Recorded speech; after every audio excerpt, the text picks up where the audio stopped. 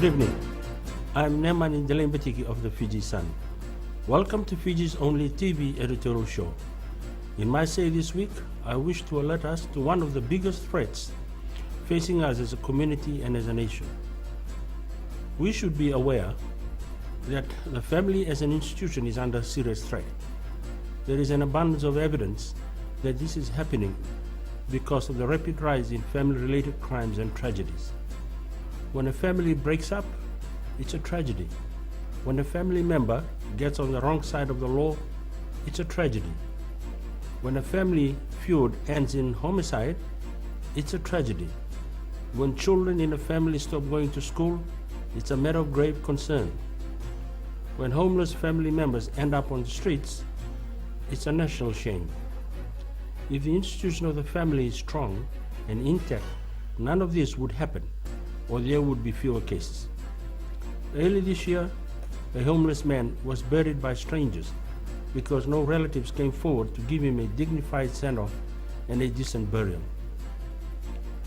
Not long after that, another man who appeared to have been disowned by his own family was buried with his close friends beside him.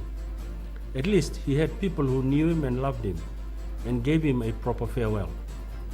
The increasing incidence of rape, incest, and other sexual offenses within families and outside suggest we're in the throes of a social upheaval. Predators who are driven by lust and instant self-gratification commit this heinous crime. They use their position of authority and influence to take advantage of the vulnerability and innocence of the victims.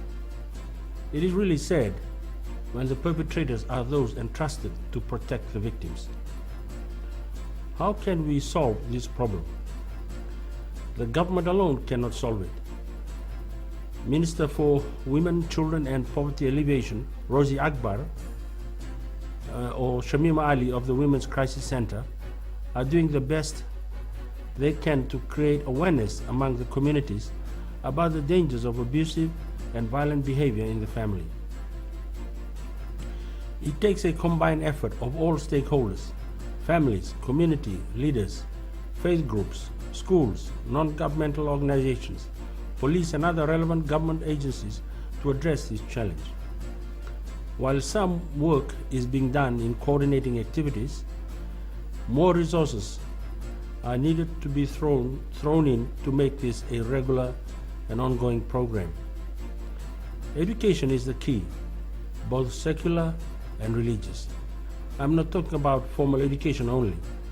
I'm also thinking of training workshops and seminars attended by young people and the elder folks too. Adult education is vital in many of our communities. The importance of the role of the family and parents should be stressed. An increasing number of our people have lost their way. It is underscored by the social ills that plague our communities: the illicit drugs, alcohol abuse, sexual-related problems, and a host of immoral and dishonest activities. How do we prepare young school dropouts for family life? Recently, I visited a home in a village. The parents between the age of 30 and 40 have 5 young children.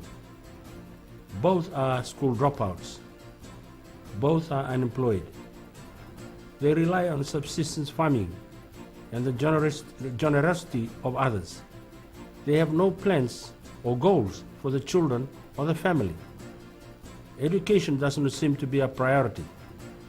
They live from day to day, and there seems to be no motivation to do other things to help the family.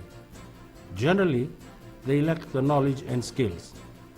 Unless there is a dramatic change, those 5 children will end up like their parents. Parents are usually the role models for children. And this is where the proposed adult education can play a crucial role in empowering our people, like this couple, to be engaged in activities that will benefit the family. Goal setting, acquiring knowledge and skills to increase income for the family, time management, budgeting, and other life skills, role of parents in raising children, instilling the principle of work in the family, are just some of the topics that should be covered.